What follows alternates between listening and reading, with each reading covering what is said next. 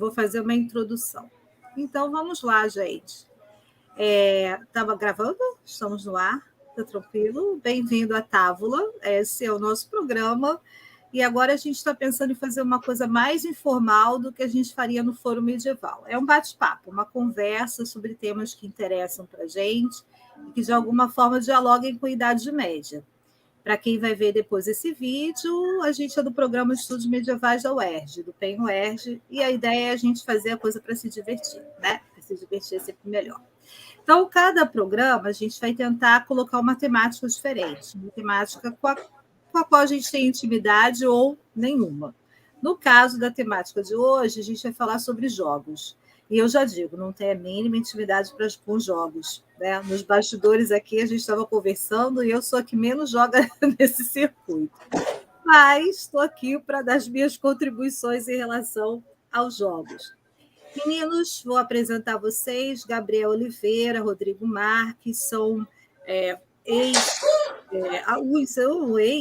Gabriel é o ex-aluno da Gama Filho, Rodrigo Marques, ainda meu aluno da UERJ, Gabriel está no doutorado, já fazendo seu doutoramento na Rural, Rodrigo está na graduação da UERJ, mas tem uma formação aí em que, Rodrigo?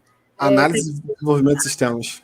Nossa, nem se falar isso. Enfim, Rodrigo é o cara da tecnologia. Portanto, estou aqui bem cercada do pessoal para conversar comigo, me ensinar coisas que eu não tenho a mínima ideia do que seja. Enfim, Gabriel, Rodrigo, por que jogos são tão atraentes para as pessoas? Eu comecei dizendo que eu não me sinto muito atraída por jogos. Tem pessoas que se sentem, outras não, mas por que vocês acham que jogos atraem as pessoas? Fala, Gabriel. Olha,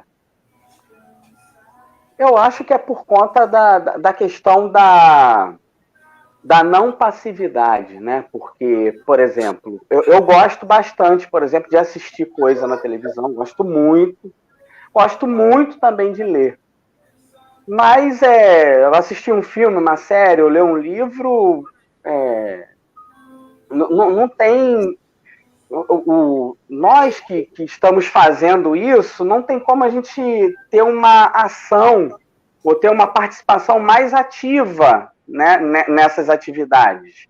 Você é apenas um espectador ali dos fatos que vão se desenrolando, ou seja, a gente não consegue interferir no desenrolar dos acontecimentos, né, seja num filme ou num livro, né, a não ser que seja um livro-jogo, enfim, eu tenho alguns ali, mas um jogo, seja ele eletrônico, de tabuleiro, RPG, apesar da gente estar inserido numa ambientação específica, ter até algumas limitações quanto à história, ao roteiro, a gente tem a oportunidade de fazer a história da maneira que as limitações do jogo nos permitem, né?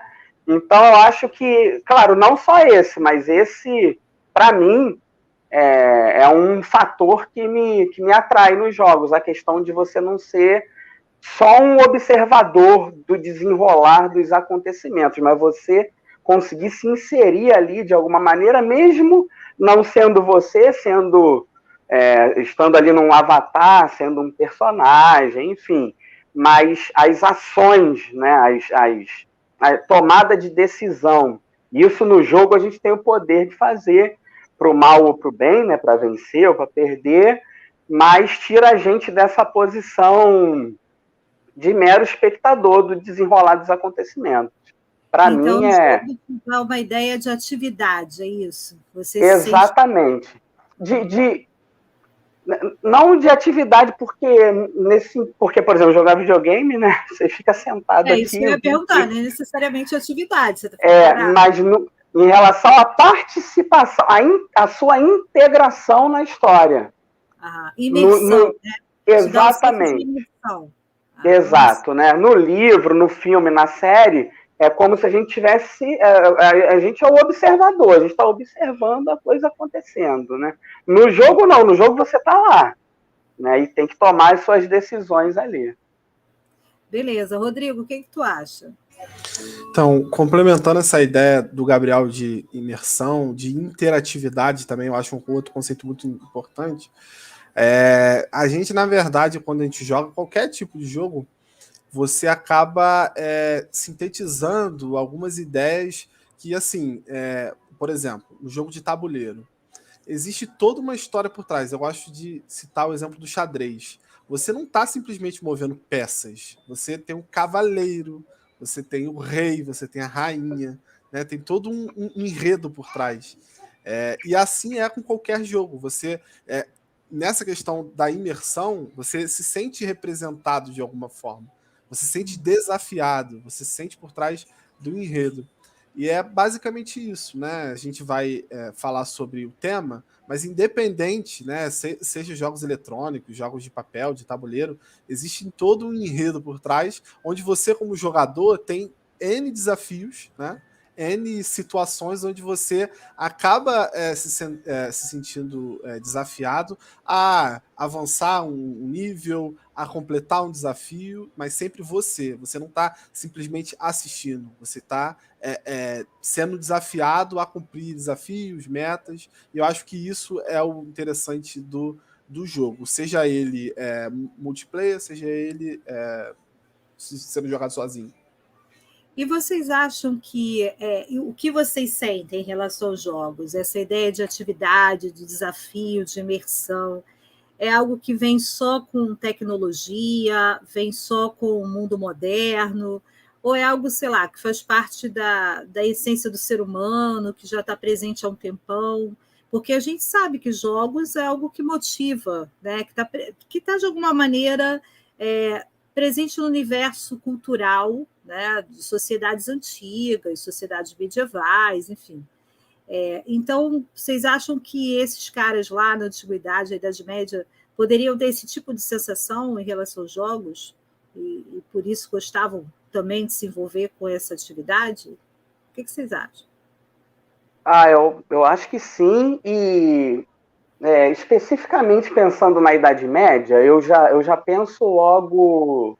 Claro, tem a questão do xadrez, né? Enfim, alguns outros jogos assim, mas eu penso naqueles jogos, esqueci o nome, de torneios de cavaleiros, sempre aparece em filme.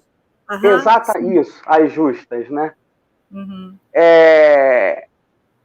Eu não sei, eu penso que, nesse caso específico, por exemplo, aquela questão também de estar, de alguma maneira você conseguir algum tipo de status ali, né? Sei lá, tem os caras, os brabão mesmo vão lá para a guerra, enfim, voltam condecorados da guerra, né? Marcados, cicatrizados, ou têm os seus nomes exaltados porque foram mortos lá. E em período de paz, né? O que a gente vai fazer para ter o nosso nome exaltado? Ou o que a gente vai fazer para ganhar algum tipo de status, seja lá qual for ele, né? Para vencer um desafio, né? Quer dizer... Exatamente, né? Então, quando eu penso em jogo e Idade Média, eu já penso logo nessas disputas, né? Mais do que em jogos propriamente de tabuleiro, ou de movimentar algum tipo de peça, enfim, ou com cartas, né? Que eu penso bastante, é uma coisa que eu consigo fazer uma relação quase que automática, né? Pensou em jogo e Idade Média, eu lembro logo dessas disputas, desses torneios de cavaleiros, e penso sempre nesse sentido, deles estarem tentando buscar, de alguma maneira, um tipo de valorização ali, né? Social, ali, de reconhecimento. Também. Sim, é uma diversão, porque era um espetáculo, você imagina, aquelas pessoas irem para a arena, que era uma espécie de arena que era montada, e aí é como se fosse sempre um jogo de futebol hoje, né? Você vê os caras ali disputando e a torcida organizada, né? Para um, outro, outro. Aí o status entra aí, né? Porque, assim, se a gente for, até aproveitando essa comparação que você fez, o jogador de futebol, quando ele é moleque e tá jogando ali na esquina, pô, ele tá sem dúvida se divertindo pra caramba. Agora, quando ele tá disputando um campeonato que envolve milhões e teve que treinar, treino chato pra caramba, e se machuca. E, enfim, eu acho que já, quando profissionaliza, já deixa de ser diversão para o jogador. Pode até ter ainda, ou às vezes eles falam, né, só para ter aquele discurso mais mítico sobre o jogo, mas a real é que o cara tá ali ganhando milhões e cheio de pressão nele, enfim, né? Eu acho que é mais diversão pro público, né? Pro jogador. Aí eu imagino numa justa, né? Eu acho que ele tá mais. Quem tá participando, ele tá mais, talvez, atrás de outras coisas, e a diversão é mais pro público mesmo, né? Mas só a diversão mesmo que seja para o público já é fascinante, né? Claro. O público que não vai estar ali necessariamente naquela posição, não vai ter condições de participar de uma justa como aquela, né? Ele pelo menos tem a sensação, e é isso que a gente está falando aqui, né? A sensação de que ele está ali de alguma forma atuando, nem que seja como mero espectador, né? Professora, na torcida, né? Ele quer dizer, ele não pode estar lá, mas aquele sentimento de pertença, né? Não tô lá, eu nunca vou disputar aquilo porque eu não tenho o título que me permite disputar aquilo, mas eu tô torcendo para aquele cara ali, aquele cara, sei lá, é da minha região, então de alguma maneira é igual o futebol hoje, né? O cara mora lá, sei lá onde, nunca nem botou o pé, às vezes, na sede do clube dele, compra a camisa do time parcelada em 12 vezes, mas ele não pode estar lá no campo jogando e estar lá torcendo. Ele, de alguma maneira, pertence àquilo, né? Tá aí o Rodrigo, que não nos deixa mentir a camisa do Botafogo. E aí, Rodrigo? Não, mas eu sou a favor. Estrela Solitária, sempre no peito. Eu só não sei se saía tão caro assim, né? Mas... E aí, Rodrigo, o que tu acha? Então, na verdade, achei interessante, né? A gente falando sobre o assunto em específico, e aí a gente fica aqui, né, criando vários contextos, assim, né? E isso que é interessante, isso acaba sendo até um jogo mental de que você se vê num personagem, tenta se incluir numa idade específica, né, na história em si. E eu acho que esse também é um papel muito importante, né, dos jogos, porque você não viveu uma época específica, mas você acaba tendo um ponto de contato com ela. Seja, volto a falar, um jogo de tabuleiro, que você pode pensar o porquê das coisas, né? Não é por acaso que, sei lá, no jogo de cartas existe um valete, uma dama, um rei, né? Tem todo um contexto, né? E tem uma estratégia, né? Uma estratégia que é necessária. Né? Então, o exercício da estratégia é interessante. Uhum. E assim, uma coisa que eu acho espetacular, né, no contexto dos jogos, é a questão da simulação, né? É nesse ponto que eu ia chegar, porque você tenta simular, seja, sei lá, por exemplo, nos jogos hoje em dia de videogame, de computador, você acaba. A coisa tá tão evoluída que você consegue emergir a ponto de você, de fato, pensar que você é um cavaleiro templário, sei lá, num contexto, né? E eu acho isso muito interessante, principalmente na questão da Idade Média, porque dos jogos que eu já pude jogar, assim, tanto no contexto do RPG de mesa, dos consoles, você parece que a Idade Média é o ápice. Porque você conhece várias culturas, você tem várias mitologias, sabe? Várias coisas assim que você se sente, nossa, toda a Idade Média, caramba, espetacular. E aí, vamos lá, por que vocês acham que a Idade Média fascina tantas pessoas a esse ponto? Porque a gente já organizou aqui, a gente já pensou que os jogos fazem parte o gostar de jogar, de certa forma, está presente nos seres humanos. Pode ter alguns esquisitos como eu, que não ligo muito para isso, mas, enfim, de uma maneira geral, né? Os seres humanos têm essa vontade de se sentir desafiados, de sentir que estão inseridos em uma situação em que eles, de alguma maneira, têm que provar o seu valor, tem que provar, e aí o seu valor no sentido não moral, mas não só moral, mas de estratégia mesmo, no sentido de ter uma inteligência, um pensamento estratégico, né, de desafiar os seus próprios limites. E aí o Jorge estava falando das justas, que eram, no caso, jogos mais físicos, né? O Rodrigo estava mencionando o jogo de xadrez, que é o jogo mais mental, né? Mas, enfim, de uma forma ou de outra, tem ali uma habilidade que o sujeito se sente desafiado a desenvolver para imergir, né, naquele universo. Agora, por que a Idade Média desperta tanto interesse nas pessoas assim? Né? Vocês que jogam, né, muito mais do que eu, estão muito mais antenados em relação a isso.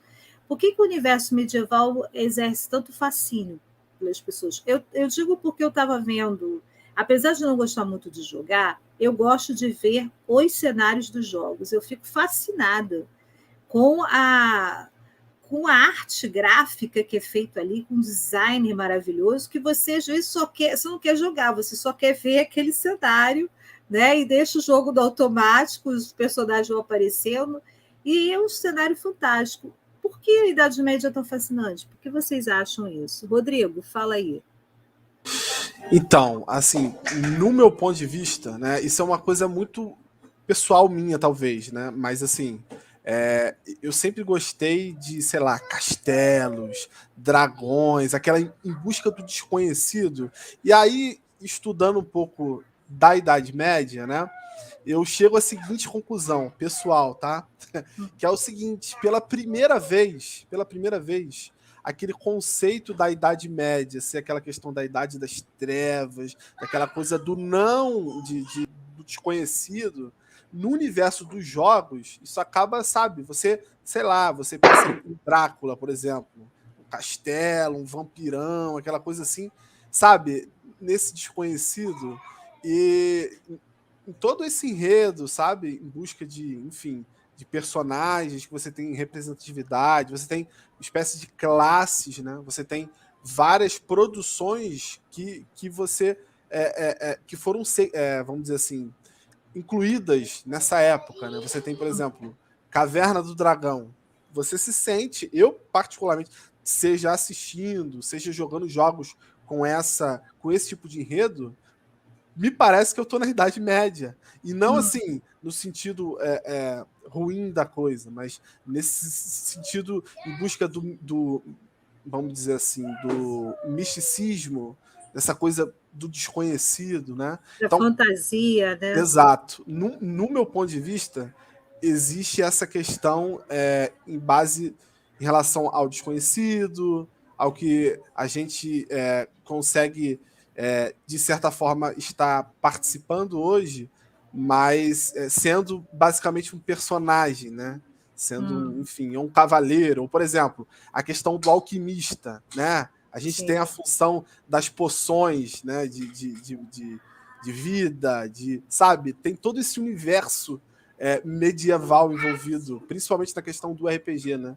Você tem várias, você tem o ferreiro, você tem, já falei, do alquimista, você tem, sei lá, o cavaleiro, o mago, enfim, é um universo muito amplo, na minha concepção, no ponto de vista da Idade Média. Fora aquelas figuras que, assim, os orques, né? Os anões, os dragões, né? Todas aquelas figuras fantásticas. E, Gabriel, o que você acha?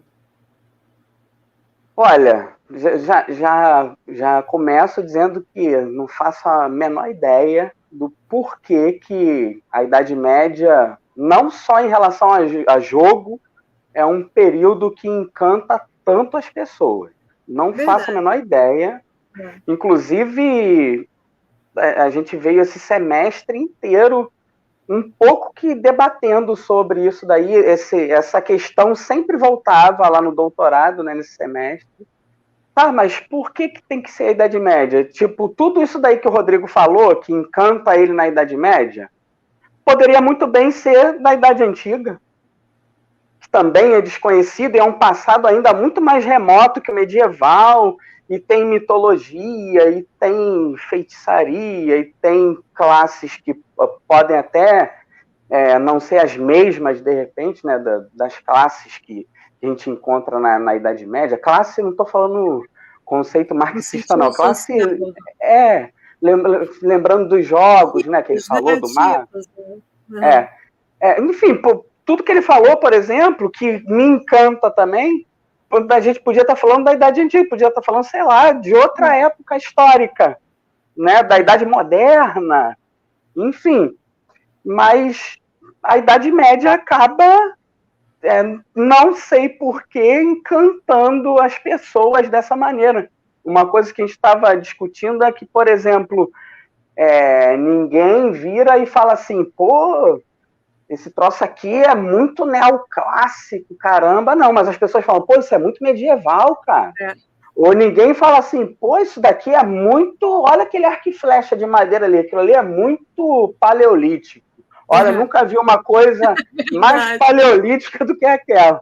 Agora, se você vê sei lá, uma espada, caramba, que coisa medieval, que maneiro, né? Então, assim, de alguma maneira que eu não faço a menor ideia de qual seja, eu tentei pensar um pouco a respeito disso, não sei, talvez... pensamento de maluco, assim, eu tava tomando um café e não foi nem dia de aula, eu tava tomando um café e comecei a pensar nisso.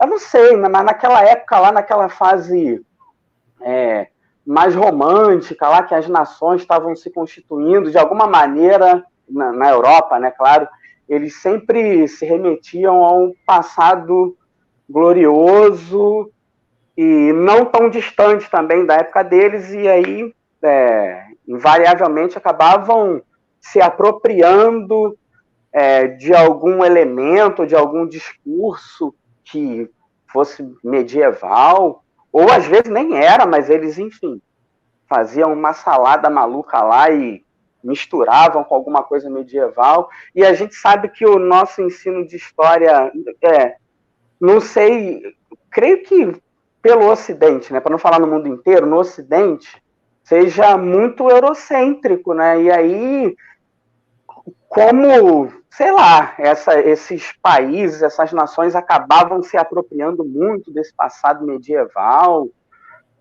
mais ou menos construído por eles próprios do que, às vezes, propriamente medieval, né, isso, de alguma maneira, passou para a gente... por via de vários canais, da própria educação, de literatura e etc. E isso foi contaminando e se enraizando aqui pelo que a gente chama de mundo ocidental, e nessa era mais recente, né, isso acabou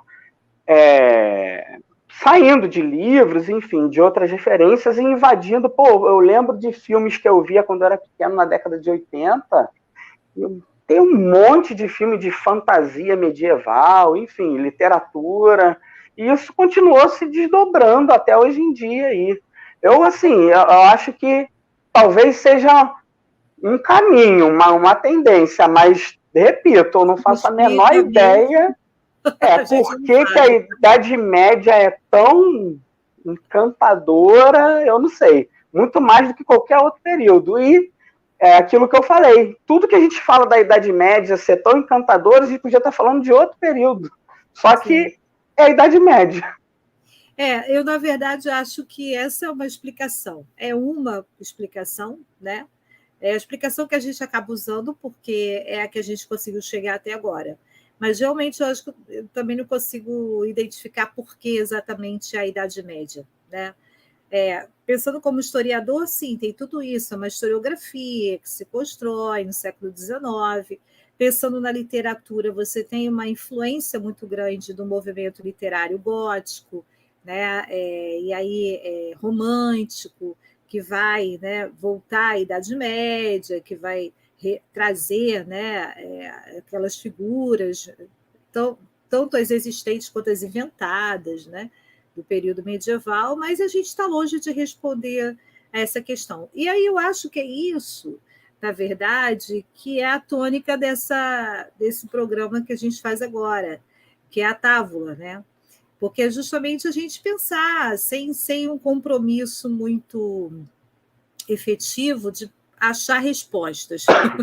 É simplesmente jogar a conversa e pensar, né? Jogar um tema e pensar sobre ele. Aí o tema de hoje é jogos, né? Como a gente estava discutindo. E aí, quando a gente pensou esse tema, eu fiquei pensando, pô, eu não curto muito jogos, mas eu curto muito uma figura que fez um livro de jogos, que é o Afonso X. Aí o Gabriel ainda brincou comigo. Você dá um jeito de cair no Afonso X de qualquer maneira, né? Mas é porque jogos de tabuleiro, como a gente diria, né? Esses jogos mais antigos, embora não é porque seja jogo de tabuleiro que seja antigo, mas antigamente, lá na Antiguidade, na Idade Média, os jogos mais utilizados, fora, né, os jogos militares, né, como as justas, a próprias Olimpíadas, que eram os jogos na Antiguidade grega, enfim, né, jogos físicos, havia esses jogos mais mentais, né? Que eram esses jogos de tabuleiros, que geralmente as pessoas jogavam, ou para jogos mais densos, como o xadrez, o gamão, né? E jogos mais assim, divertidos mesmo, como jogar dardo, né? Que era uma coisa muito comum. Né? Era até algo interessante, porque treinava a pontaria do sujeito, né? Eu fiquei imaginando por que eles gostavam tanto de jogar dardos na Idade Média. Você tem canções, né, de trovadores que mencionam os jogos de dardos. Por que jogar dardos? Porque, na verdade, pensa bem, os caras estavam lá na taverna se divertindo, né, bebendo vinho. Você conseguia acertar o dardo no alvo, pô, era um sinal de habilidade imensa depois de ter bebido não sei quantas canecas de cerveja e vinho, não é não? Olha, eu nunca pensei nisso. Eu fiquei pensando, mas olha a estratégia do sujeito. Ele tinha que ter uma habilidade, né? O cara conseguia acertar, porque era muito grande. Então, e aí, esses jogos de dardos eram considerados assim, jogos mais baixos, né? Jogos mais populares. E havia aqueles jogos que eram mais, digamos, respeitáveis. Até a igreja respeitava mais. A igreja, inclusive, fazia uma distinção entre esses jogos mais cultos, né, e esses jogos mais populares. Então, o jogo de xadrez, por exemplo, era um jogo que era até considerado pela igreja, até pelo papel pedagógico que ele tinha. Pedagógico para ensinar mesmo o funcionamento das figuras da corte régia, né? Se você pensar, tem lá o rei, tem a dama, tem a torre, tem o bispo, né? Cada um ali tem uma função, então aquela coisa bem definida, um só anda numa casa desse jeito, o outro só anda naquele sentido. Então tem ali uma hierarquia, né? Mais consolidada, ali, mais estabelecida, regras mais definidas. Mas, por outro lado, também era um jogo de estratégia militar muito grande. Treinava também o guerreiro e principalmente o rei, que era sobretudo o general, né, de uma tropa, para conseguir fazer o jogo, né, militar, preparar, né, o jogo militar de uma maneira mais efetiva. Mas, fora isso, os próprios bispos, enfim, né, as figuras pregadoras como os dominicanos, eles usavam o jogo de xadrez para fazer sermões. E aí tem um que eu até anotei o nome do sujeito aqui, porque eu não vou lembrar agora, né? Mas daqui a pouco eu consigo lembrar o nome dele, porque eu não sou uma pessoa muito memória, que guarda muitas coisas da minha memória é muito seletiva. Precisa jogar mais, tá vendo? Para treinar a memória. Mais, tá vendo? Olha só. Realmente. Antes que o alemão me pegue, né, gente? Porque o Alzheimer bate a porta, ainda mais depois de uma determinada idade. Deus me livre. Deixa eu bater aqui na madeira. Ó, Jacobo de Cisoli. Ele fez um sermão na segunda metade do século XIII, onde ele usava o jogo de xadrez como referência para produzir uma série de sermões. Aí ele utilizando as figuras do xadrez para explicar a ordem das pessoas dentro da sociedade. Eu achei isso muito interessante. E aí, vamos lá, vou fazer lá no Afonso X, no meu rei querido, que faz 800 anos de nascimento esse ano, por isso está sendo comemorado, né? Ai, gente, eu sou péssima em números ordinais. Como é que 800 em números ordinais? Depois vocês me falam, 800º aniversário. Deve ser, enfim. Ele vai fazer os seus 800 anos de nascimento, e aí uma das obras, né, que ele manda fazer na sua corte é justamente o livro de jogos. E aí, dentro desse livro de jogos, que eu curiosa, fui ler, né, o jogo, né, para ver como é que era. Tem um prólogo, aonde se conta a história do possível nascimento do xadrez. E aí reza a lenda lá no prólogo da obra que um rei lá, né, no Oriente foi se consultar com 3 sábios, e perguntar para eles qual seria o melhor jogo, né, que poderia ser jogado para desenvolver as habilidades, né? Aí, o primeiro jogo, os 3 sábios, né? O primeiro sábio diz: olha, se você quer desenvolver a sua inteligência, você tem que usar o xadrez. Aí o segundo sábio diz: bom, se você quiser valorizar a sua sorte, porque o que é mais importante, a sua sorte ou a sua inteligência? Se você acha que é a sorte, você tem que jogar dados, né? Agora, se você acha que é necessário usar inteligência e sorte, então você tem que jogar gamão. E aí, no livro dos jogos, você tem orientações e explicando como se joga os 3 jogos, né? O xadrez, os dados, os jogos de dados e o gamão, né? Aí ele manda fazer esse livro, né? E tem as iluminuras que são fantásticas, porque vão mostrando, são iluminuras que mostram ele jogando com os seus filhos, o rei jogando com os seus filhos, com as suas amantes, né? Com as suas esposas. Então, ele vai ali usando as iluminuras para decorar o livro do xadrez. Eu achei isso muito legal, achei fascinante.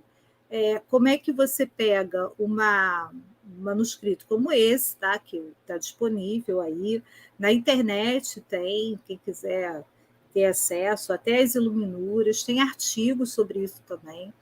E aí eu fiquei pensando como devia ser interessante, né? Fazer aquela corte, todo mundo ali jogando, devia passar horas jogando xadrez, raciocinando como é que poderia utilizar aquilo como uma estratégia até política mesmo, né? De como mover a corte. É muito legal. Então, assim, acho que jogo de tabuleiro é algo que faz parte mesmo do universo, né? Da cultura humana. Isso, se você pensar, vem lá dos povos orientais. Se diz que o xadrez começou a existir na Índia primeiro, né? Mas tem jogos similares ao xadrez na China e no Japão, né? E aí, através do mundo muçulmano, principalmente porque foi difundido ali na Pérsia, né? O xadrez passou a ser utilizado no Ocidente. Então, esse livro dos jogos, do Afonso X, é um livro que reúne, na verdade, tratados de xadrez que já existiam e que foram organizados nesse livro. Eu achei muito legal. O que vocês acharam? Interessante? Pô, fantástico. Que depois eu até, se você puder me passar onde conseguir acessar esse material aí, fantástico. Eu achei legal, né? porque dá até para uma aula, né? Dá até para você usar com aluno, achei muito bacana. Uma vez eu dei uma disciplina, né? E uma das propostas foi a Maiara Saldanha que fez. Ela utilizou o jogo de xadrez para falar sobre a questão da sociedade medieval, as figuras, né, da sociedade medieval. E aí, claro, né, de uma maneira geral, a gente sabe que toda essa discussão, né, em torno de tipos, né, que pertencem a uma sociedade é algo muito generalizante, né? Mas acho que para os alunos do ensino fundamental dá um bom caldo, né, para a gente fazer. Mas, enfim, jogos de tabuleiros. Fala.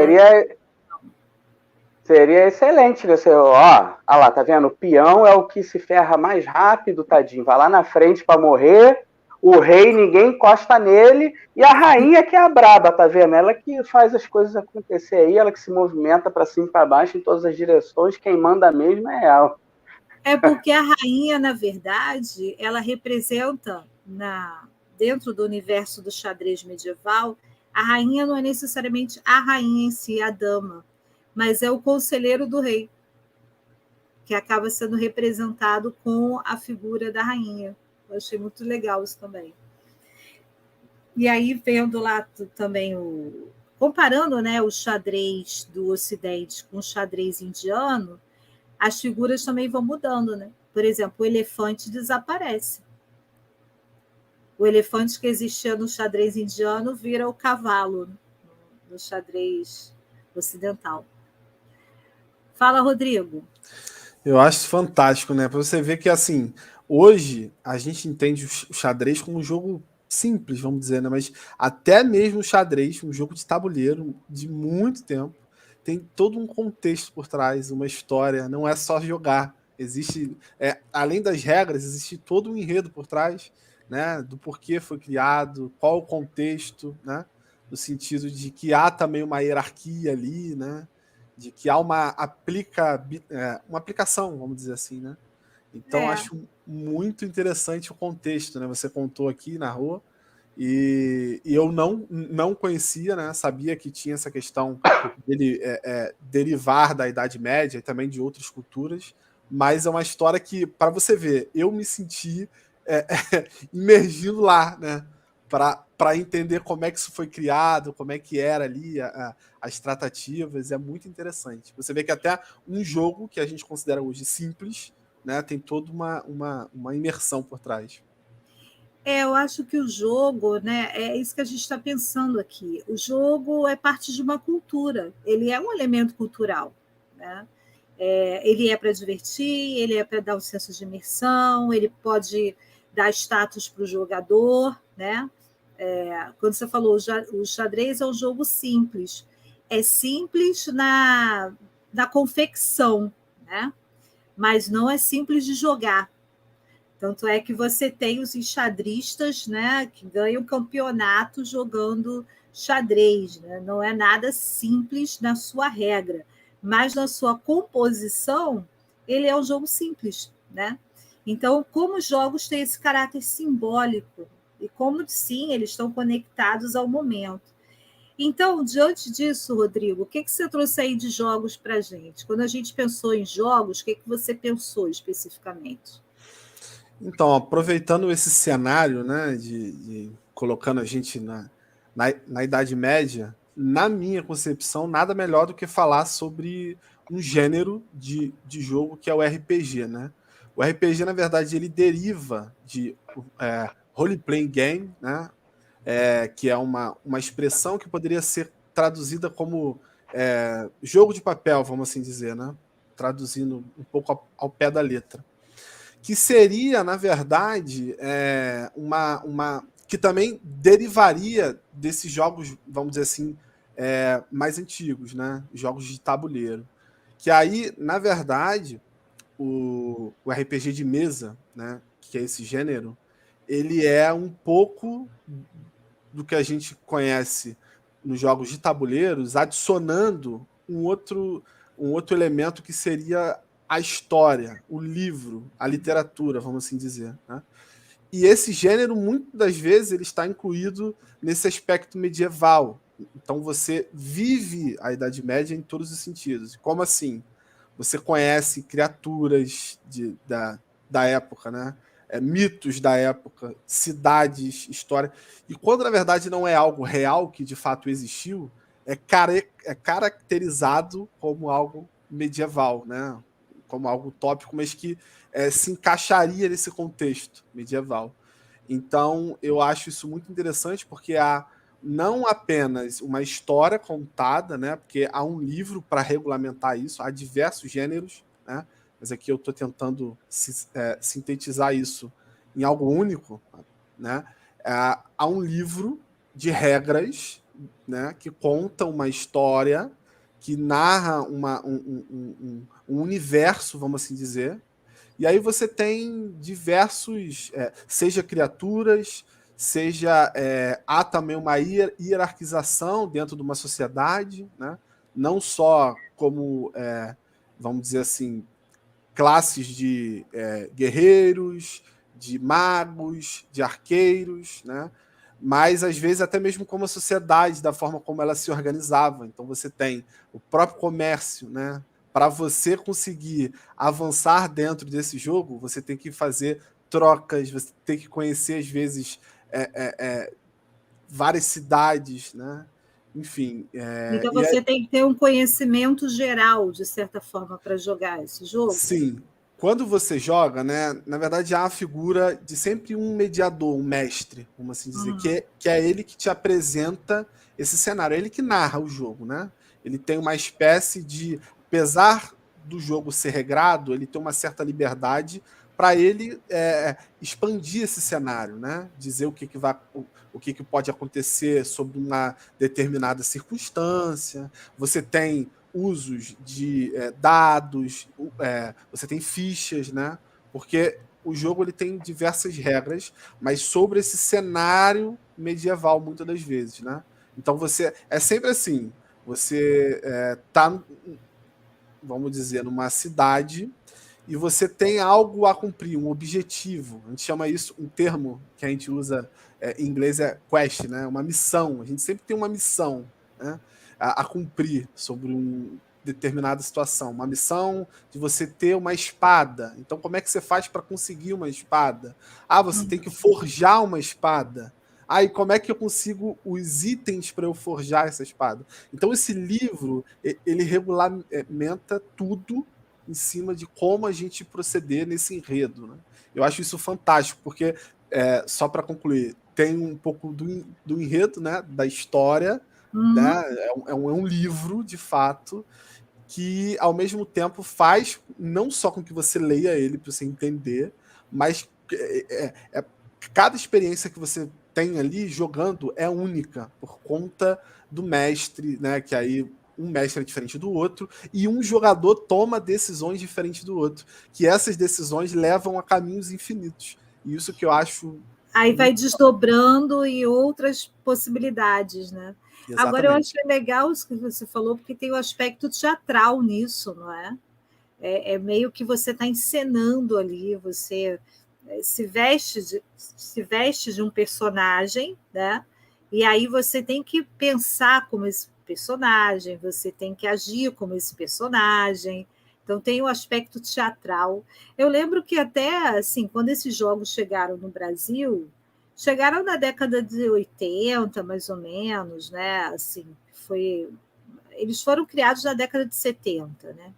Mas eu acho que aqui no Brasil o boom mesmo foi década de 80, 90.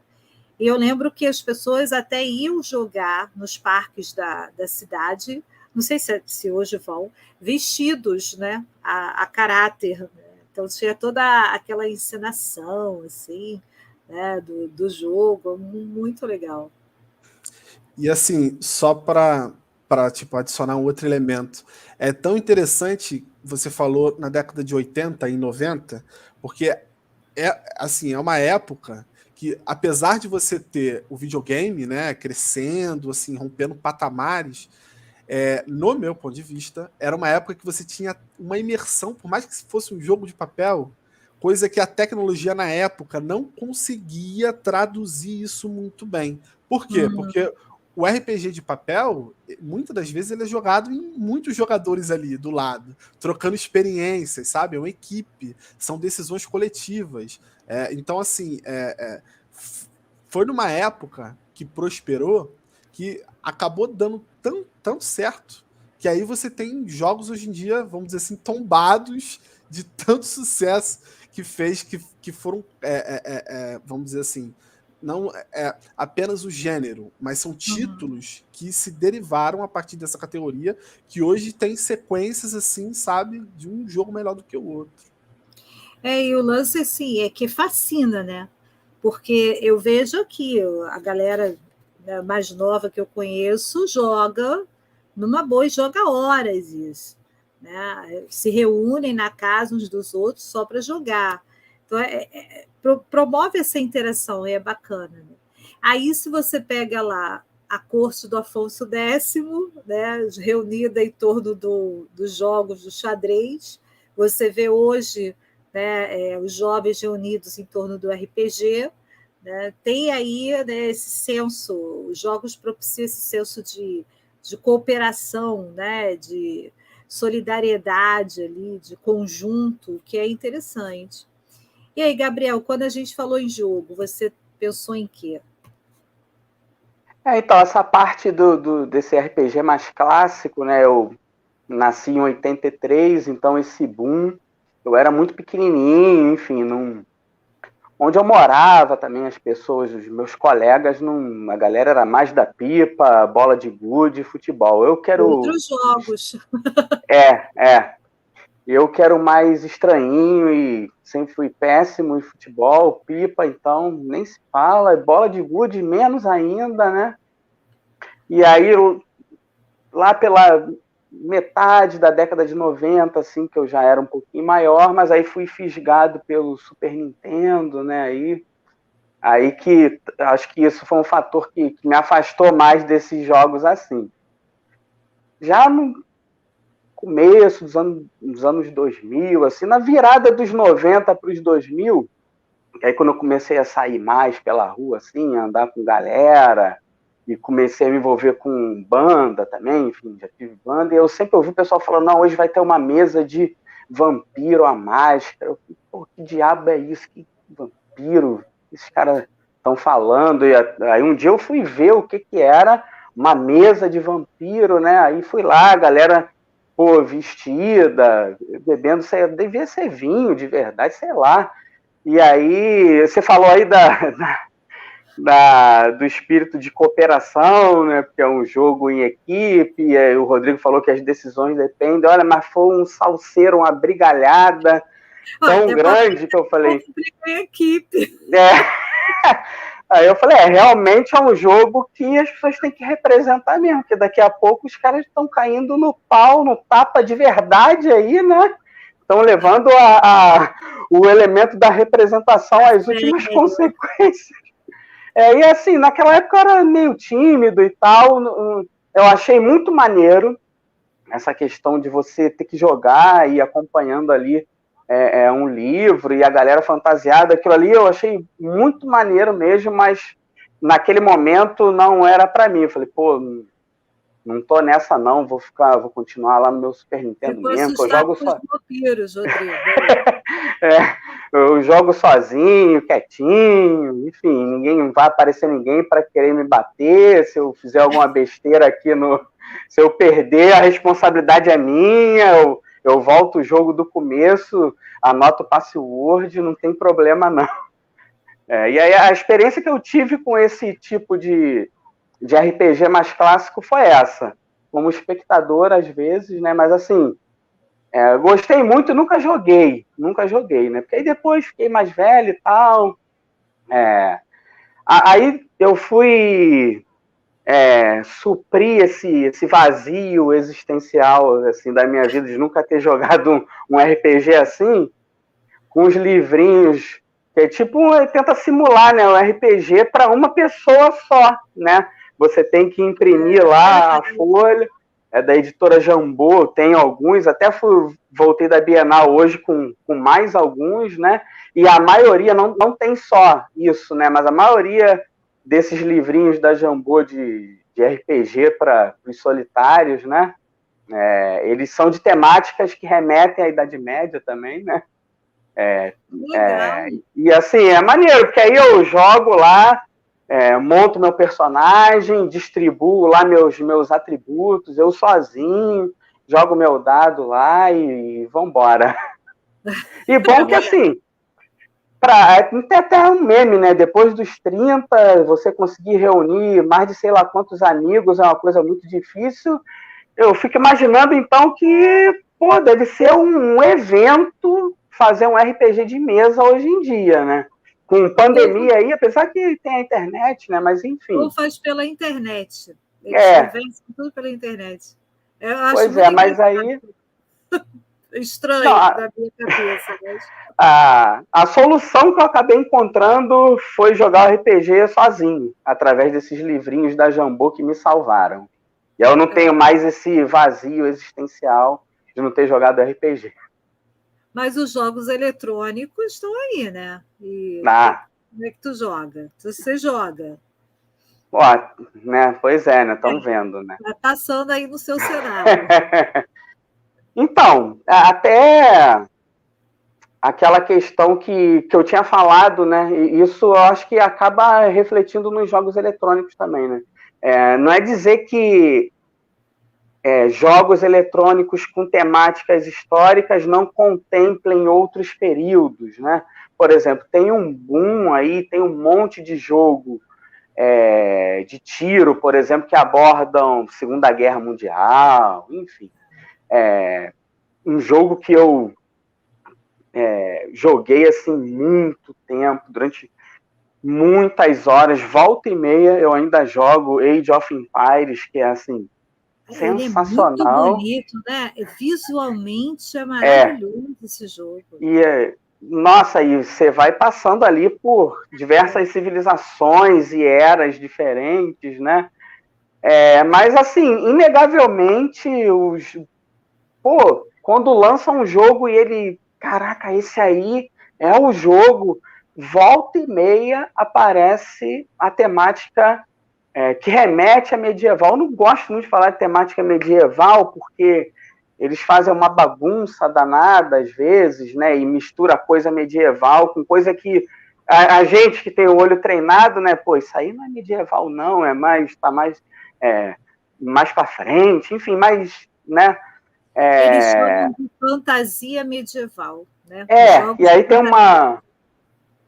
parece que tem um tipo de liberdade poética, né? Não, sim, né?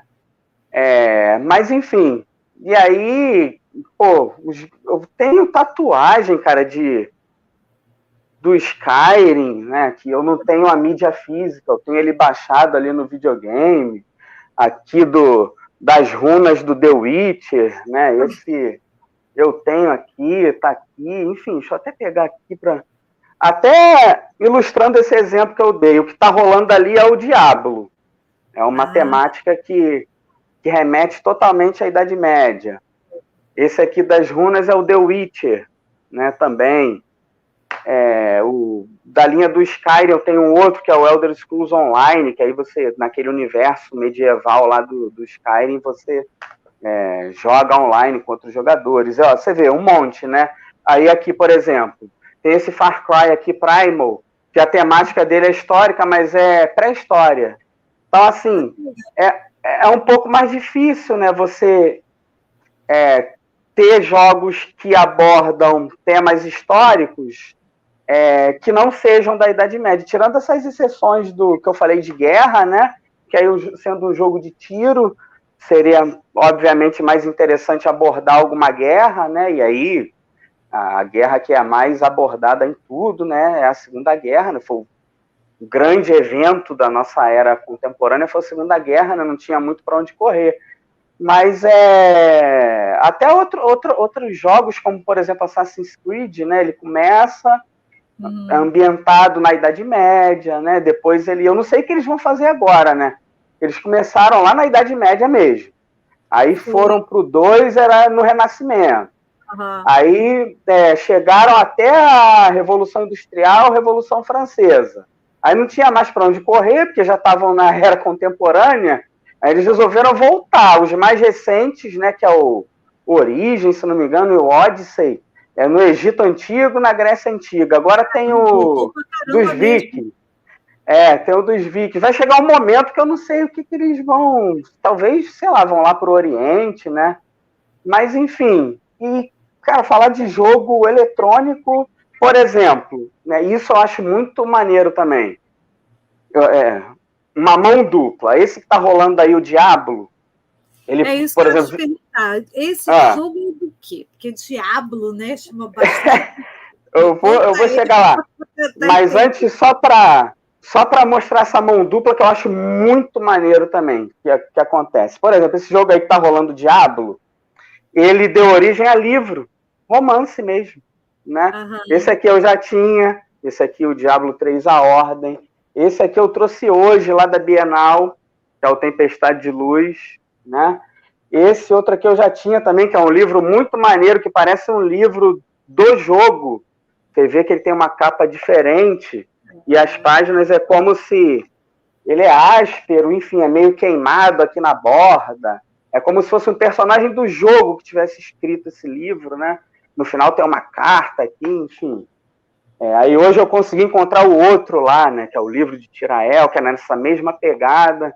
Então, a potência desses jogos eletrônicos, né? Que são capazes de produzir séries, né? Por exemplo, The Witcher vai estrear a 2ª temporada na Netflix, né? E a mão dupla que eu falei. Nasceu do jogo, The Witcher. Então, a mão dupla que eu falei enquanto tem o Diablo, que nasceu como um jogo e hoje em dia virou livro, o The Witcher nasceu do livro, né? Que eu tenho aqui alguns. Lá na década de 80, parada mais inusitada possível, que é um polonês, né? E o livro, são contos, na verdade, né? São uma série de contos, que às vezes se complementam ou não. Tem mais, acho que são 7 ou 8, né? Eu tenho só esses 2 aqui por enquanto. Mas ambientado lá numa Polônia que remete à Idade Média, enfim. E aí isso virou jogo, agora já virou série, né? Então, assim, eu acho isso sensacional, fantástico, porque eles vão tapando os buracos de cronologia ou de histórias do intervalo entre um jogo e outro, com esses livros, né? Para a gente ficar ainda por dentro por exemplo, do Diablo 2 para o 3, mas o que aconteceu? No jogo eles deram um salto, né? Aí você descobre o que aconteceu lendo os livros, enfim. Então isso é fantástico, na minha opinião. Mas qual é o enredo desse Diablo aí? Então, aí agora vamos chegar lá. Diablo, Marta, eu era um moleque, né, lá com meu Super Nintendo e com meu computador, jogando os jogos lá dos anos 90, né, a galera que curte aí vai lembrar, jogando aquela primeira versão do Prince of Persia, de temática também. É uma versão bem tosquinha que tinha antigamente, que era com disquete até, não tinha nem o drive de CD no computador ainda, enfim. Aí jogava Doom, que era um jogo de tiro também, enfim. E aí eu não me lembro como, porque eu não tinha internet na época, e aí eu comecei a jogar o tal do Diablo, o primeiro, lá nos anos 90, não sei de cabeça o ano que lançou o jogo. A história é o seguinte, a ambientação totalmente medieval, ou que remete, né, a uma Idade Média. Não tem... Uma pessoa da Trindade precisou... Isso não é o jogo, não, estou só fazendo uma comparação. Sim. Mas da mesma maneira que uma pessoa da Trindade precisou de um avatar humano, né, precisou encarnar num corpo humano, que foi Jesus de Nazaré, o Diablo está tentando fazer isso. Um diabo, e ele está tentando encarnar em alguém, né, para poder espalhar o seu... para espalhar o seu... Tipo espalhar o seu... da série, né, que vai voltar, vai sai do inferno, vai encarnar na Terra. Exato, né, para espalhar o seu reinado de terror, né? E aí, enfim, lá no Diablo 1, você começa numa vilazinha, num feudozinho, né?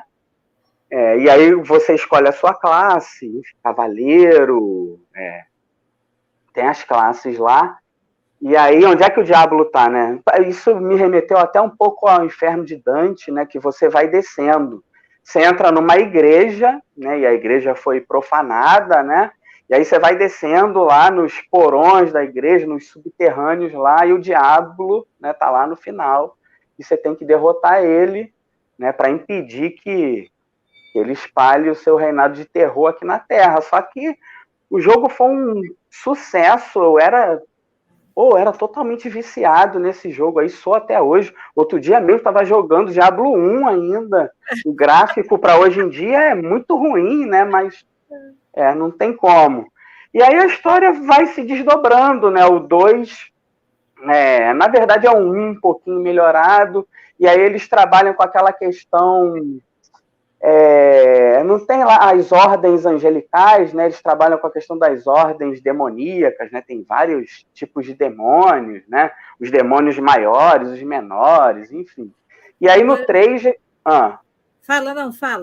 Não, e aí no 3 já tem mais uma participação da questão dos anjos, né? Também, aí a gente acaba descobrindo que, na verdade, é aquela que eles chamam no jogo do conflito eterno entre os anjos e os demônios e os humanos aqui no meio. E sempre tem que ter aquele Messias, né? Aquele escolhido, The One, né? Para poder salvar o dia, né? Dessas tretas aí que os anjos e demônios nunca se resolvem, sobra pra gente aqui, né? Para a gente resolver, né? Agora, eu fiquei Exatamente. pensando quando você estava falando, né?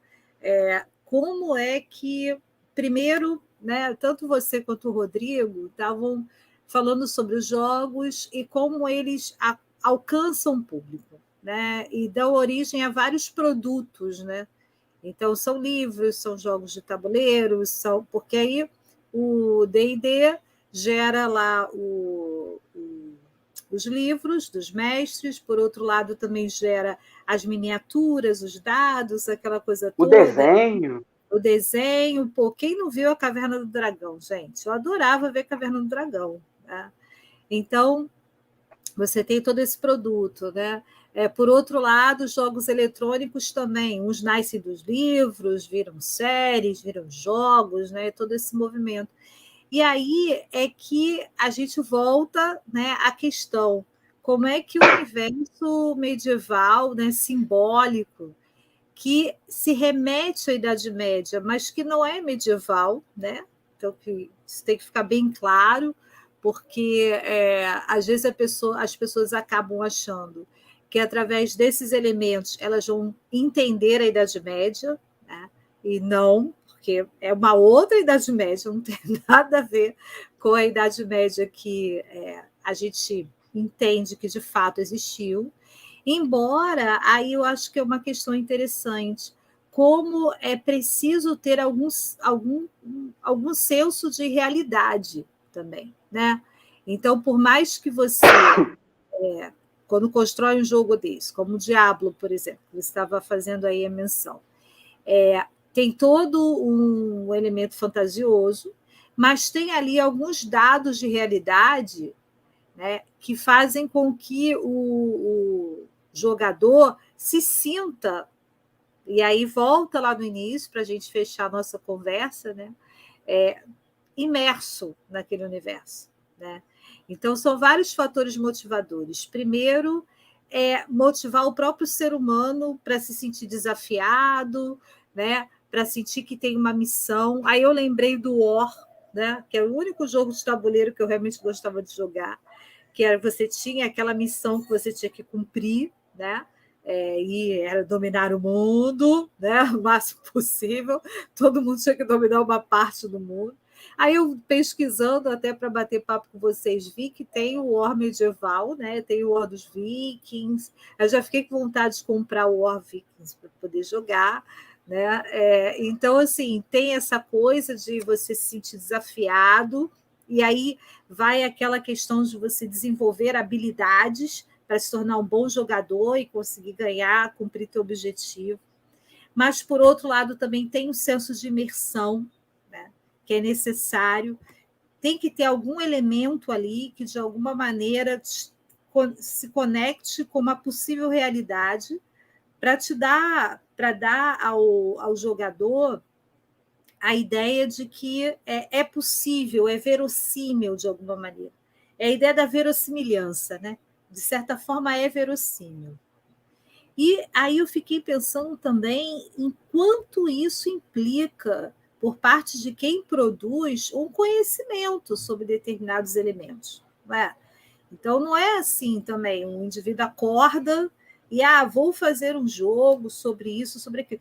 Tem um trabalho de pesquisa, né, que é importante e é fundamental para que ele consiga desenvolver a verossimilhança no jogo e, ao mesmo tempo, todo esse enredo que envolve os jogadores. Né? Como é que, para a gente fechar o nosso papo, como é que vocês veem essa questão da pesquisa? Como é que vocês identificam dentro dos produtos com os quais vocês têm contatos em termos de jogos, essa questão dessa relação com uma pesquisa histórica, não a pesquisa historiográfica necessariamente, mas essa tentativa de ambientação? Fala aí, Rodrigo, o que tu acha?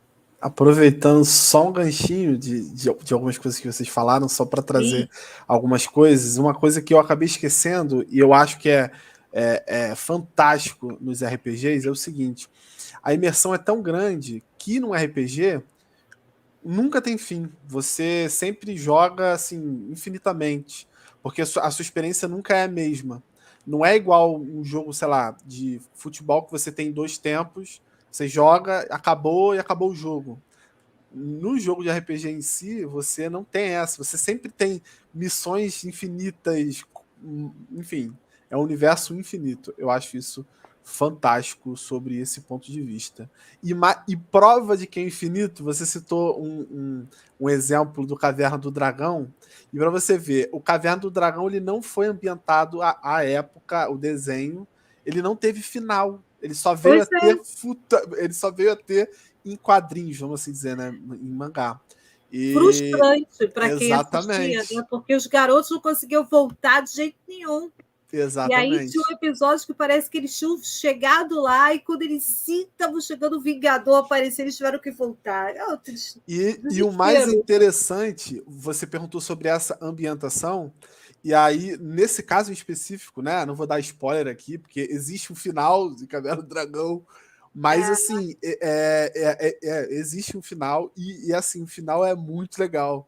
Porque só vou contar o seguinte, assim. Nem sempre. Magos não era tão bonzinho. Exato, no RPG, nem sempre o bonzinho é bonzinho e nem sempre o malvado é malvado. O meu primo ficou tão frustrado com esse final, gente, tão decepcionado. Então, enfim, qualquer jogo que você observa, né, com essa temática, embora não o cerne do jogo retratar a Idade Média de fato, fazer uma pesquisa historiográfica, existe uma ambientação e, logicamente, você tem que elencar características minimamente aceitáveis da época, né? Então, você tem jogos consagrados. O Diablo é um deles. Você tem jogos que, às vezes, não são exatamente de RPG, mas são jogos de aventuras. Por exemplo, Castlevania é um bom exemplo também de um outro jogo consagradíssimo. Que aí você tem a figura do vampiro, você tem a figura do castelo, você tem dragões, você tem todo, sabe, um arcabouço, né, de coisas que remetem à Idade Média. Então, assim, pouca gente, às vezes, também observa, né, que muitas pessoas, muitos jogadores só querem exclusivamente jogar. Mas a indústria de jogos, ela está numa crescente tão grande que hoje em dia os jogadores não querem só jogar, eles querem consumir os produtos, né? E aí tem as séries, tem os mangás, enfim, os HQs, as blusas, né? Existe um universo todo. Vou dar um exemplo que não é de RPG, mas os filmes da Marvel, por exemplo, hoje em dia você tem uma continuação, tem toda uma indústria, né? Tem toda uma segmentação de um personagem aparecendo no filme do outro, enfim. Sim. E eu acho crossover, né, que eles isso, chamam, né? Perfeito. Agora é interessante, só para pegar o gancho e você continuar, sobre essa questão da necessidade que a gente tem de não querer abrir mão dos personagens, né? Eu sou do tipo de pessoa que eu paro de ler o livro quando está chegando no final, porque eu não quero que ele acabe. Eu estou vendo série, eu paro de ver, faltando uns 2 ou 3 episódios, porque eu não quero me despedir do personagem. Então, eu sou bem essa vítima do mercado. Eu quero consumir esse personagem de diversas formas. Né? Continua aí, Rodrigo. Então, assim, só para trazer mais 2 características, que não é assim o tema, mas eu acho que fica como uma chave para outras questões, enfim, é que a indústria dos jogos, de maneira geral, ela está cada vez ficando mais seletiva, os jogadores estão ficando cada vez mais seletivos, que hoje em dia, assim, quando o videogame foi lançado, a imersão máxima era você ter um videogame dentro da sua casa e jogar você contra a máquina. Só que isso foi trazendo... muita gente foi ficando cansado porque o desafio cada vez parecia menor. Era você contra a máquina, você ganhava da máquina e acabou. E os jogos foram passando a a serem 2 jogadores, 4 jogadores. Só que era uma experiência também que tinha uma certa barreira. Então, hoje em dia, a indústria dos jogos, ela meio que é uma indústria global. Ou seja, a tendência é, eu quero jogar com qualquer jogador do mundo. Então, eu tô conectado com esse cara que tá lá, sabe? E isso é fantástico. E melhor do que isso, que aí eu espero, e aqui eu sou um fã, quando o Gabriel, por exemplo, falou a história do Diablo, eu fico imaginando a próxima tecnologia, quando isso de fato tiver assim expandida, né? Que é a gente chama de VR, né? Que é a realidade virtual. Imagina você ser um personagem e você sentir os golpes que você leva. Imagina, você tomar uma facada e o seu corpo. Não é sentir a facada de fato. Mas eu digo assim, imagina, pô, eu ia achar fantástico. Você, caramba, nunca andei de cavalo. Você vai sentir como que, sabe, é a cavalgada, como é que você, enfim, avança, como é que seria, né? Embora isso já seja possível, né? Existem várias simulações, né? Eu, por exemplo, já vi uma, não sei se vocês já se ambientaram, por exemplo, existem visitas numa casa de terror que você toma susto, parece que você tá ali de fato. Existe andar numa montanha-russa, parece que você tem esse... Só que você ainda não tem a experiência de você ter o feedback da sua ação, né? De você, sei lá, dar uma flechada e você sentir de fato que você fez a força, né? Então, assim, esse mercado de jogos, só para finalizar a minha... Eu acho que quando chegar nesse nível, os jogos de RPG, mais do que nunca, vão ser extraordinários, porque não é só simplesmente você jogar uma partida de futebol. Você pode jogar bola fora de casa, mas se você quiser ser ambientado, sei lá, na antiguidade, na Idade Média, conhecer todo esse arcabouço, né? Eu acho isso fantástico. E não ter fim, é a melhor coisa. Você poder fazer infinitamente, sabe? Repetir, enfim. Aí você não vai ter problemas como eu de querer parar antes de terminar uma série, que é para não se despedir dos personagens. Né? Exatamente. Entendi. Eu não sei se eu vou curtir muito esses jogos muito realistas, não sei. Né? Talvez. Né? Mas sabe que eu achei interessante? Porque eu estava vendo que o The Sims também tem, né? Medieval. Aí eu, gente, que engraçado, né? Eu nunca tinha parado para prestar atenção nisso, mas até que eu gostaria de ficar construindo lá uns castelinhos, né? Uma vila, com toda a tecnologia, porque é fantástico. E os arquitetos hoje usam, muitos arquitetos, para fazer os seus projetos. Né? Muito bacana. E aí, Gabriel, o que você pensa sobre isso? Olha, muita coisa. Primeiro, Rodrigo, essa ideia aí, eu já fiquei espantado lá na mesa do Vampiro à Máscara, com os caras se estapeando. Eu não vou querer sentir cavalo, sentir espada, sentir nada, não.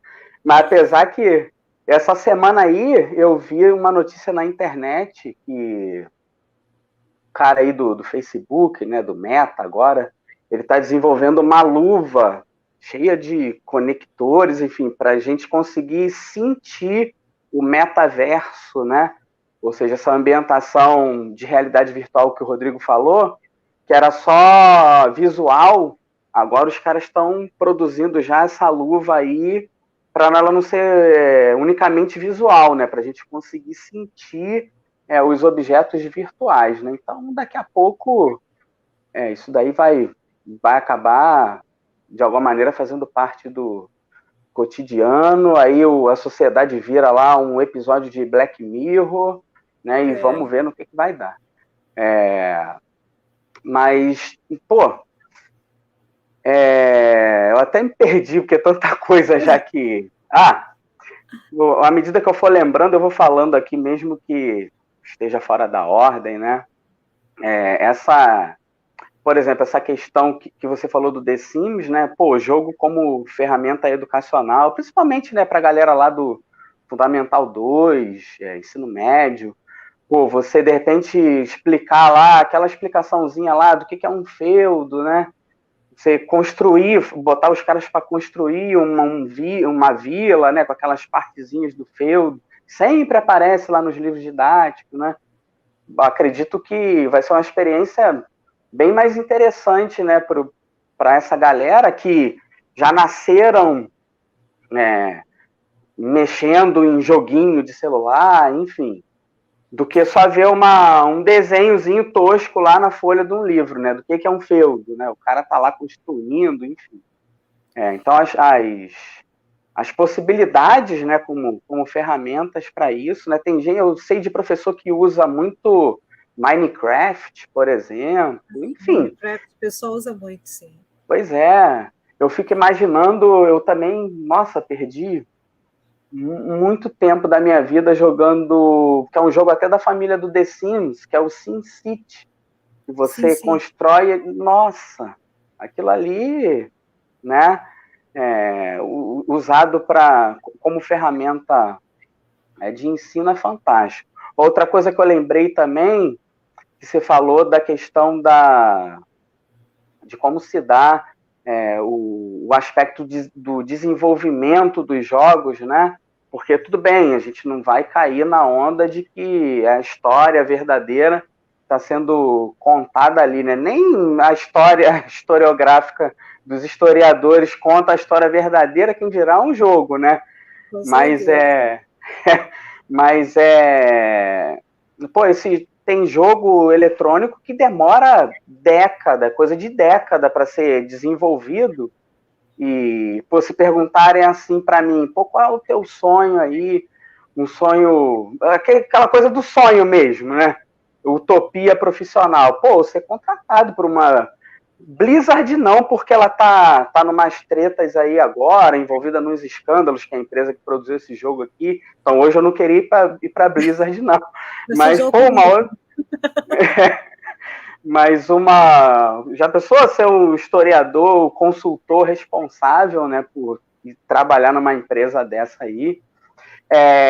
Quando teve aquele episódio do incêndio lá de Notre Dame, as maquetes virtuais que utilizaram para fazer um dos jogos da série Assassin's Creed, eles colocaram pontos digitais lá na igreja para fazer todo o mapeamento digital dela, a empresa forneceu para a galera, para ajudar lá na reconstrução, né, do que havia sido destruído. Para vocês verem a potência que isso tem, né? Coisas assim, totalmente impensadas, né? Potência e seriedade que tem por trás de um trabalho desse, né? Porque aí é o que você está falando, né?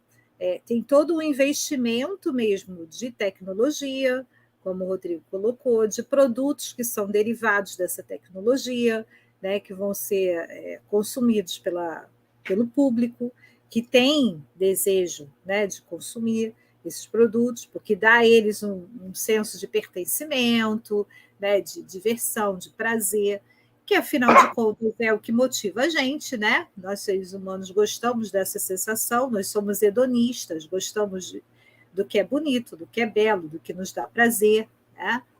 Como indivíduos que somos. E aí é interessante como você tem também todo o investimento por parte de quem produz esses produtos para que seja cada vez mais realista, para que seja cada vez mais verossímil. Né? E aí, nesse caso, os historiadores podem contribuir muito para isso. Né? É um mercado de trabalho que se abre para o historiador, porque às vezes o historiador, o estudante de história faz o curso de história, ele acha que ele só vai dar aula, mas tem tanta coisa que você pode fazer, você pode ser consultor de tanto de jogos, né, tanto da indústria de jogos, quanto da literatura. Às vezes tem escritores que querem fazer um romance, né, mas eles não têm tempo, não têm disposição para fazer uma pesquisa histórica sobre um romance, sobre uma época. Para escrever romance, encomenda uma pesquisa histórica. Né? Então, tem tantos ramos de trabalho que o historiador pode explorar e que, às vezes, a gente não explora, porque a gente não está acostumado com essa lógica, ainda mais no Brasil. Essa lógica é muito comum lá fora, mas aqui no Brasil não é tanto. As pessoas acham que quem faz história vai necessariamente só dar aula, enquanto hoje a gente, ainda bem, né, já temos uma profissão estabelecida Depois de muita luta, nós já podemos dizer que somos historiadores, né? Então, tem um mercado de trabalho muito amplo aí para ser abarcado. E esse mercado de jogos tem crescido muito. Agora, convenhamos, ouvindo vocês falarem, eu gostei muito de saber de todos os jogos, mas eu ainda estou lá da corte do Afonso X com o xadrez. Depois do que o Rodrigo falou, ficar sentindo os golpes, estou achando melhor jogar xadrez. Mas olha só, professora, eu estava pensando aqui, tive essa ideia durante essa conversa, uma maneira de você conseguir gostar dos jogos. A sua filha sabe disso. Nesses jogos tem umas coisas que a gente adiciona no jogo, tipo skin, DLC, mod, que a gente altera algumas características visuais do jogo, né? Por exemplo, você pode pegar um Skyrim, que é um outro jogo aí, e pedir para ela arrumar um mod, um avatar da Espanha, lá de Castela, um mod de Castela, e botar o seu personagem o Afonso. Aí eu aposto, eu garanto que a senhora vai gostar se for assim. Vou tentar. Vou ver se nas férias eu consigo me animar. Vou botar o pessoal aqui para ver se me educa nesses jogos, nessa parte dos jogos eletrônicos.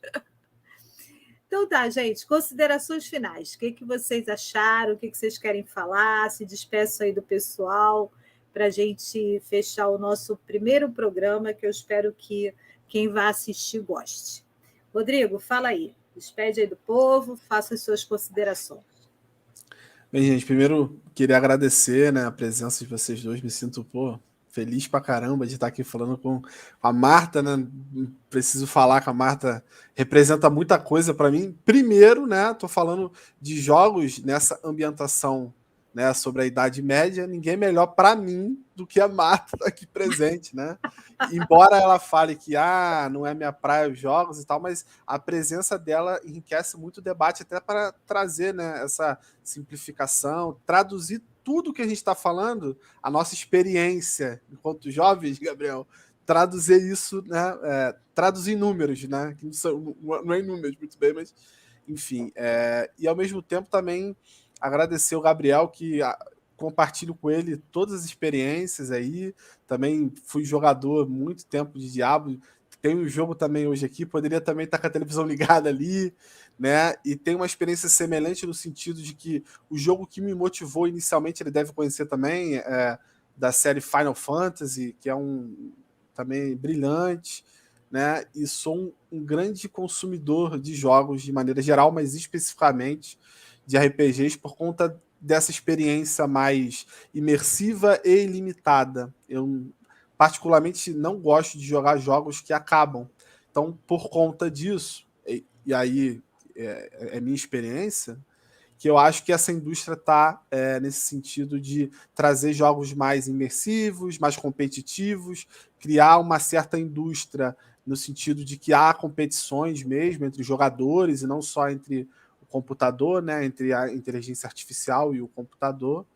E acho muito interessante porque os jogos eles podem e devem ser utilizados por todos, né? Não é só por quem é jovem, não é só por quem é criança, mas muito pelo contrário. Hoje em dia, cada vez, né? Você às vezes pega, sei lá, vou dar um exemplo aqui. Minha avó amava passar o tempo dela jogando o jogo dos 7 erros, por exemplo. Você compara 2 imagens e fica ali fazendo o tempo todo. Ou então aquele que eu esqueci o nome, agora eu esqueci o nome, que vem no jornal também ali, do lado ali, com vários números, aí você tem que... Sudoku. Sudoku? Exatamente. Meu tio adorava jogar Sudoku. Então, assim, a minha avó, ela passa o tempo dela, sabe, jogando comprando revistas e jogando, sabe? Meu pai adorava caça-palavras e ficava feliz se você chegasse em casa com caça-palavras para ele e aquele outro, como é que é? Cruzadas. Cruzadinhas, adorava. Uhum. Então, assim, na concepção dos jogos em si, você não vê isso, né? De tipo, isso aqui é para tal idade, né? Existem jogos para todos os públicos, todos os perfis, e eu, particularmente, também sou um defensor de cada vez trazer os jogos mais para a realidade das pessoas. Né? Não vou entrar em conceito sobre gamificação, etc., mas eu acho esse tema, como algo introdutório nosso aqui, né, do nosso debate, muito interessante, e quem sabe futuramente a gente fazer algo mais específico ou análise de alguns jogos para trazer isso para historiografia, né? Enfim. Mas queria agradecer mesmo pela oportunidade, e é isso aí, pessoal. Obrigado. O céu é o limite, é essa a ideia. Vamos lá, a tábua serve para isso, botar um tema na mesa e conversar sobre ele. Daí a gente vai pensando em coisas que a gente queira pensar aqui entre nós e com o público, né, daqui a pouco. Fala, Gabriel. Pô, também queria agradecer imensamente a vocês. Olha que eu tenho um monte de ideia maluca, mas nem na minha ideia mais maluca de todas, mais sem noção, eu iria imaginar que um dia na minha vida eu ia estar conversando sobre Diablo com a professora Marta, cara. Nunca. Olha, assim, eu pela internet. Vocês compram as minhas ideias, eu vou fazer. Pô, jamais, cara. Jamais. Eu lá na graduação, debruçado lá, naquela legislação medieval, né, vendo pena de morte, não sei. Nunca ia imaginar que um dia tá na internet conversando de Diablo, de jogo, de videogame com a professora Marta, né? Jamais, né? Mas, assim, mais especificamente, os jogos eletrônicos, eu não tenho muitas certezas em quase nada, em nenhum aspecto assim da vida e de quase nenhum assunto. Não gosto de ter muita certeza, não. Mas se tem um dos poucos aspectos que eu tenho certeza aí polêmica, né? Até pela experiência de sala de aula que eu tenho. O videogame, especificamente, né, que é o que eu trouxe aqui hoje, ele ensina muito mais história do que uma aula de história. Ensinar mais história não significa dizer que ensine melhor, não é essa a questão. Sim. Ensina mais porque olha o nível, o grau de imersão que os nossos alunos têm quando você está lá dando aula, falando de um assunto que às vezes é falado no jogo, você está falando do mesmo assunto. Olha como que o aluno está imerso na sua aula, né? Para não dizer o contrário, às vezes, né? E como que ele está imerso no jogo. O cara é capaz de jogar 4, 5, 6 horas direto e às vezes não é capaz de 2 tempos de aula, ele já sai exausto, destruído, né? Enfim, poderia abordar aqui várias outras questões em relação a isso, né? Então, o videogame, ele ensina muito mais história do que a gente. Aí é uma coisa que, como historiador, acende vários alertas, vários sinais na nossa cabeça, né? Porque já que ensina mais, e aí a gente pega os números quando sai desses jogos, assim, depois de um tempo eles colocam, o jogo já foi jogado não sei quantas mil horas, enfim, por não sei quantas milhões de pessoas, enfim, são números muito grandiosos, que deixam as horas-aula de história no chinelo tranquilamente. O que eu estou querendo dizer? Que o contato que a pessoa comum, não historiador, tem com a história, e que essa pessoa comum, que é um jogador de videogame, é muito maior através do videogame do que através das aulas de história. E aí, que história é essa que esses jogadores estão imersos nela, né? Eles estão recebendo ali, né? Já que não é a nossa história dos historiadores, é uma outra, né? E aí, se a gente começar a olhar com essa lente os jogos de videogame, a gente vai começar a descobrir um monte de coisa aí, né? E eu acho que é um campo de pesquisa que acho que não está nem engatinhando ainda, você utilizar os videogames como fonte de pesquisa, por exemplo. Tem muito artigo aí da galera ainda brigando para justificar que o videogame é uma fonte viável e é um objeto de pesquisa viável também, né? Tá nesse pé ainda, tentando justificar isso enquanto merecedor, né, de uma análise historiográfica, né? Então, só por isso, pô, esse papo aqui, apesar de ter sido informal e, pô, muito maneiro, né? Por trás tem um pouco disso também, né? Dessa possibilidade, né, da gente, como historiador, olhar o videogame de uma outra maneira. E, pô, só agradecer, né? Vocês dois e esperando a próxima já. Com certeza.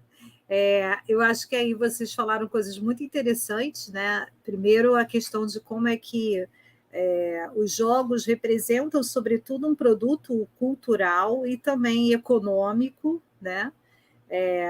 Por trás dele existe todo um conjunto de elementos que podem ser estudados, né, pelo historiador, o jogo como um objeto de estudo, ao mesmo tempo como objeto de ensino, né? Quando o Jorge falou, olha, as pessoas, o jogo ensina muita história, né, para o público. A questão é que tipo de história que ele ensina, né? E aí, como é que o professor pode intermediar essa relação, né? E utilizar isso a seu favor para ensinar a história, né? Tal como a gente a entende, né? Então, tem muitas coisas que a gente pode e deve discutir.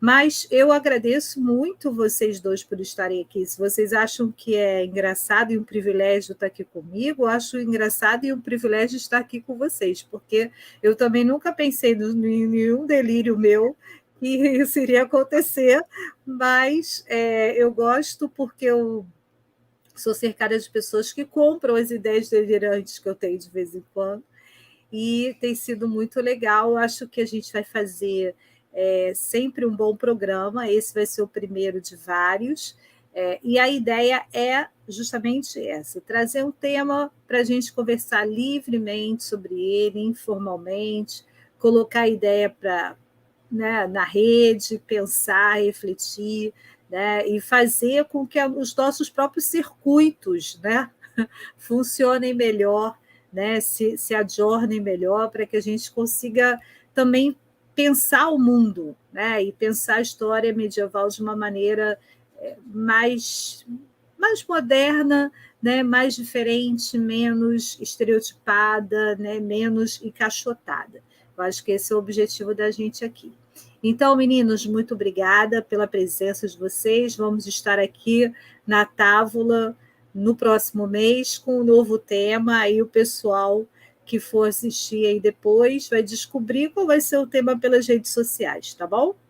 Beleza, gente? Tchau. Prazer, hein? Muito bom.